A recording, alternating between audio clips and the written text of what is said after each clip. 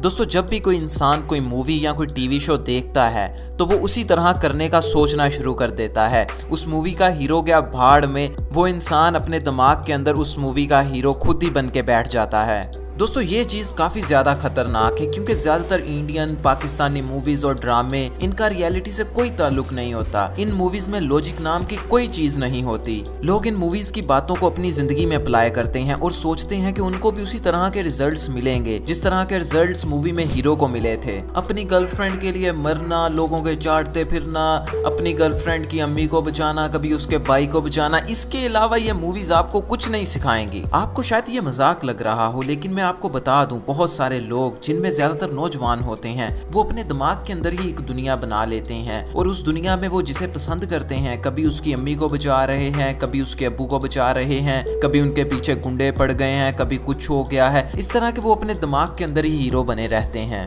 दोस्तों जब पेशावर में स्कूल में अटैक हुआ था तो बहुत सारे बच्चे अपने स्कूल में यही सोचते रहते थे कि अगर उनके स्कूल में अटैक हो जाए तो वो किस तरह से दहशतगर्दों से बचेंगे और अपनी गर्लफ्रेंड को बचाएंगे। अगर कोई अपनी टीचर को पसंद करता है तो वो किस तरह से अपनी टीचर को बचाएगा। सारा दिन पूरा दिन इन्हीं स्टोरीज में उनका दिमाग उलझा रहता था। इन्हीं स्टोरीज के अंदर वो हीरो बने रहते थे। मेन प्रॉब्लम इसके पीछे मूवीज हैं जो पाकिस्तान और इंडिया प्रोड्यूस करता है। और ये मूवीज से मुराद सिर्फ मूवीज नहीं है, जितने भी ड्रामे हैं या दूसरी वेब सीरीज हैं ये सारी की सारी इसके अंदर आती हैं। दोस्तों अब आप मुझे बताइए कि आप में से कौन कौन ऐसा है जो इसी तरह से सोचता रहता है या रहता था। और दूसरी तरफ दोस्तों हॉलीवुड मूवीज ऐसी नहीं होती, उनमें इश्क का फैक्टर काफी ज्यादा कम होता है। इस वीडियो में मैं आपको 7 सर्वाइवल मूवीज बताऊंगा जो मुझको बहुत ज्यादा अच्छी लगती हैं। उनके ग्राफिक्स, उनकी स्टोरी लाइन एकदम दिमाग को हैरानगी में डाल देते हैं। उन मूवीज को देखने के बाद कई दिन तक वो मूवीज अपना असर दिमाग पर रखती हैं। दोस्तों हमारी लिस्ट की सबसे पहली मूवी है आई एम लेजेंड। एक इंसान जो पूरे शहर में अकेला रह गया है, उसके साथ बातें करने के लिए, उसकी बातें सुनने के लिए उसके साथ सिर्फ और सिर्फ उसका कुत्ता है। शहर में सारे लोग ज़ॉम्बीज़ में बदल गए हैं और बहुत सारे लोग मर गए हैं। ये ज़ॉम्बीज़ दिन के वक्त बाहर नहीं निकलते क्योंकि इनकी स्किन धूप को बर्दाश्त नहीं कर सकती और सारी रात ये पूरे शहर की गलियों में राज करते हैं। दोस्तों इस तरह के कंसेप्ट पर बनी ये मूवी एकदम ज़बरदस्त है। अगर आप सर्वाइवल मूवीज़ को देखना पसंद करते हैं तो ये मूवी आपको ज़रूर देखनी चाहिए। मुमकिन है कि आपने इससे पहले भी ज़ॉम्बीज़ पर बनी बहुत सारी मूवीज़ को देखा हो, लेकिन इस मूवी की खास बात यह है कि इस मूवी में ज़ॉम्बीज़ भी इंसानों की तरह सोच सकते हैं, वो भी इंसानों की तरह अक्लमंद हैं। दोस्तों इस लिस्ट की अगली मूवी है लाइफ ऑफ पाई। इस मूवी के ग्राफिक्स बहुत ज्यादा बेहतरीन है। जब आप देखेंगे तो आपको पता चल जाएगा, एकदम आंखों को सुकून देने वाले ग्राफिक्स हैं इसके और इसकी स्टोरी भी बहुत ज्यादा इंटरेस्टिंग है। दोस्तों इस मूवी की स्टोरी कुछ यूं है, एक लड़का जो अपनी फैमिली के साथ रहता है और उसकी फैमिली का एक जू है, वो उस जू से ही पैसे कमाते हैं। उसकी फैमिली कुछ प्रॉब्लम्स के चलते कनाडा शिफ्ट करने का सोचती है। फिर एक दिन वो अपने सारे जानवर लेकर जो उन्होंने जू में रखे होते हैं बहरी जहाज के जरिए कनाडा का रुख करती है और रास्ते में बहरी जहाज के साथ टाइटैनिक वाला सीन हो जाता है। जहाज एक तूफान के चलते डूब जाता है। सिर्फ और सिर्फ वही लड़का बचता है। वो लड़का एक नाव लेकर भाग जाता है, लेकिन प्रॉब्लम ये होती है कि उस नाव में शेर जैसे जंगली जानवर बैठे होते हैं। वो बड़ी मुश्किल के साथ सरवाइव करता हुआ एक आइलैंड पर पहुंचता है और वहां से आगे सरवाइव करता है। इस तरह के आइडिया पर बनी हुई ये मूवी आपको एक नई ही दुनिया में ले जाती है। इसके ग्राफिक्स एकदम जबरदस्त हैं। आप अपनी मूवीज की लिस्ट में इसको भी डाल लीजिएगा, जब कभी टाइम मिले तो देख लीजिएगा। दोस्तों इस लिस्ट की तीसरी मूवी है द रेवेनेंट। दोस्तों ये मूवी जितनी ज्यादा जबरदस्त है उसका अंदाजा आप इस बात से लगा सकते हैं कि इसको एक ऑस्कर अवार्ड मिला है। और दोस्तों ऑस्कर अवार्ड ऐसे ही नहीं मिल जाता। इंडिया में हर साल 1500 से ज्यादा मूवीज बनती हैं, लेकिन आज तक किसी को भी ऑस्कर अवार्ड नहीं मिला है। ये एक ऑस्कर विनिंग मूवी है, आपको देखनी चाहिए। थोड़ी सी स्टोरी मैं आपको बता देता हूँ जिससे आपको ये पता चल जाएगा ये मूवी किस तरह की है। दोस्तों 45 लोग जो अपने घरों से बहुत दूर एक घने जंगल के अंदर हैं, ये लोग जानवरों को मारते हैं और उनकी खालों को जमा करते हैं ताकि उनकी खालों को बेचकर पैसे कमा सकें। लेकिन इन 45 लोगों पर अचानक एक कबीला हमला कर देता है और इनमें से बहुत से लोग मार देता है। सिर्फ 10 लोग बाकी बचते हैं। ये 10 लोग उस कबीले से छुपते छुपाते भाग रहे हैं, लेकिन वो कबीला इनका पीछा करता है। इन 10 लोगों में से एक इनका सरदार है। इनके सरदार पर एक जंगली भालू अचानक हमला कर देता है और इनके सरदार का गला काट देता है। बाकी लोग सोचते हैं कि अब सरदार नहीं बच पाएगा क्योंकि सरदार का गला कट चुका है। सरदार कुछ खाता पीता है तो उसके गले से बाहर निकल आता है, लेकिन सरदार थोड़ी ढीठ हड्डी का होता है, वो बच जाता है। लेकिन सरदार बाकी लोगों पर बोझ होता है, इसलिए बाकी लोग सरदार को मारने लगते हैं, लेकिन सरदार का बेटा उनको मारने नहीं देता और वो लोग उसके बेटे को ही मार देते हैं और फिर सरदार को छोड़कर भाग जाते हैं। इस तरह की कंसेप्ट पर यह मूवी बनी है। आगे बहुत ज़बरदस्त मूवी है, आप इसको ज़रूर देखिएगा। कोई मूवी देखिए ना देखिए, लेकिन ये ज़रूर देखिएगा। इससे आगे मैं आपको इसकी स्टोरी नहीं बताऊंगा, आप अपनी डाउनलोड करके देखिए, मैंने अपनी देखी थी, क्योंकि अगर मैं आपको ज़्यादा स्टोरी बताऊंगा तो आपका मज़ा ख़राब हो जाएगा, कोई फ़ायदा नहीं होगा।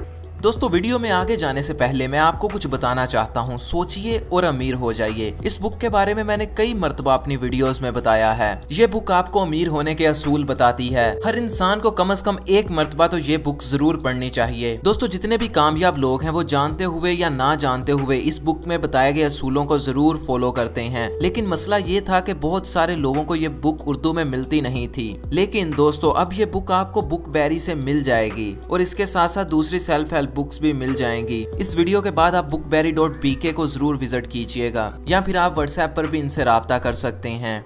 दोस्तों, चौथी मूवी है 12 Years a Slave। दोस्तों, ये वो मूवी है जिसने तकरीबन 1 महीने तक मेरे जहन के ऊपर बहुत गहरा असर रखा था। इस मूवी को देखने के बाद आपको पता चलेगा कि आप कितने ज्यादा खुशनसीब हो जो इस दौर में पैदा हुए हो। दोस्तों, मैं आपको बता सकता हूँ कि 70% चांसेस हैं कि आप इस मूवी को देखते हुए रोओगे जरूर। दोस्तों, ये कोई फ्रिक्शनल मूवी नहीं है, बल्कि रियल लाइफ पर बनाई गई मूवी है। इस मूवी में एक आदमी होता है, वो आदमी अपनी फैमिली के साथ रहता है और वो और उसकी फैमिली बहुत ज्यादा खुश होते हैं। फिर उसको कुछ लोग अगवा करके बतौरे गुलाम बेच देते हैं। जब वो बेचा जा रहा होता है तो वो बहुत ज्यादा चीखता चिल्लाता है कि मैं गुलाम नहीं हूँ, लेकिन उसकी कोई भी नहीं सुनता। फिर दोस्तों, उसका जो मालिक होता है वो उसको बहुत ज्यादा मारता पीटता है, सारा दिन उनसे काम करवाता है। दोस्तों, इस मूवी में बहुत सारे ऐसे सीन्स हैं जिनको देख के एक इंसान टूट टूट के रोना शुरू कर देता है। दोस्तों, इस तरह उस आदमी की स्टोरी पर बनाई गई ये मूवी है। बाद में वो आदमी बहुत ज्यादा 12 साल गुलामी करने के बाद आज़ाद होता है। इस मूवी को तो आप लाजमी देखिएगा, क्योंकि ये मूवी आपको बताएगी कि आप बहुत ज़्यादा खुशनसीब हैं जो इस दौर में रह रहे हैं। और जितने भी आपके बड़े हैं जो कहते हैं कि पिछले दौर ये थे, बला थे, बहुत ज़बरदस्त थे, सब झूठ बोलते हैं, पिछले दौर बहुत बुरे थे। दोस्तों, मैं आपको जितनी भी मूवीज़ बता रहा हूँ ये सारी ही अच्छी हैं। इनमें ये फ़र्क कर पाना कि कौन सी मूवी ज़्यादा अच्छी है और कौन सी कम अच्छी है, ये बहुत मुश्किल काम है। अपनी अपनी जगह पर ये सारी मूवीज़ ही परफेक्ट हैं। दोस्तों, इस लिस्ट की 5वीं मूवी है मैड मैक्स फ्यूरी रोड। दोस्तों, द रेवेनेंट की तरह इस मूवी को भी इसके विजुअल्स और इसकी स्टोरी लाइन की वजह से ऑस्कर अवार्ड मिला है। दोस्तों, इस मूवी में डायलॉग्स कम है, हमको ज्यादा मूवी इसके विजुअल्स की वजह से ही समझ आती है। और दोस्तों, विजुअल्स के हिसाब से ये मूवी एकदम मास्टरपीस है। दोस्तों, इस मूवी का कंसेप्ट कुछ यूं है कि सारी की सारी दुनिया तबाह हो चुकी है, ज्यादातर इंसान भी मर चुके हैं, बहुत कम ही जिंदा बचे हैं और उनके पीने के लिए पानी बहुत कम है। दुनिया की ये हालत इसलिए हुई है क्योंकि बहुत सारे मुल्कों ने आपस में एक दूसरे पर एटॉमिक वेपन्स यूज किए थे। दोस्तों, इस तरह के हालात में जहां दुनिया में बहुत कम पानी बचा है, उस पानी पर भी एक आदमी ने कब्जा किया हुआ है और वो लोगों के दरमियान खुदा बन के बैठा है और कभी कभार उनको पानी देता है। दोस्तों, इस मूवी को जितने बुरे तरीके से मैं एक्सप्लेन कर पा रहा हूँ, ये मूवी उससे कम से कम 1000 गुना तो ज्यादा बेहतर होगी और आप में से बहुत सारे लोगों ने तो पहले ही ये देखी होगी। दोस्तों, अगर आप स्पेस के रिलेटेड या फिर स्टार्स और प्लैनेट्स के रिलेटेड मूवीज देखना पसंद करते हैं तो ये मूवी देखने के बाद आप कहेंगे, यार मुझे इसके बारे में पहले क्यों नहीं पता चला। इस लिस्ट की 6ठी मूवी है द मार्शियन। दोस्तों, अर्थ यानी जमीन के हमसाया प्लैनेट मार्स पर मबनी ये मूवी है। इस मूवी में कुछ इंसान मार्स पर रहने के लिए जाते हैं और वहां पर रिसर्च कर रहे होते हैं। उनकी जिंदगी मार्स पर बड़ी अच्छी चल रही होती है। अचानक उनको पता चल रहा है कि कुछ घंटों तक यहाँ बहुत बड़ा तूफान आने वाला है। ये खबर सुनने के बाद वो जल्दी जल्दी अपना सामान पैक करना शुरू कर देते हैं, लेकिन उतनी देर तक तूफान आ जाता है। उनकी टीम का एक आदमी मर जाता है।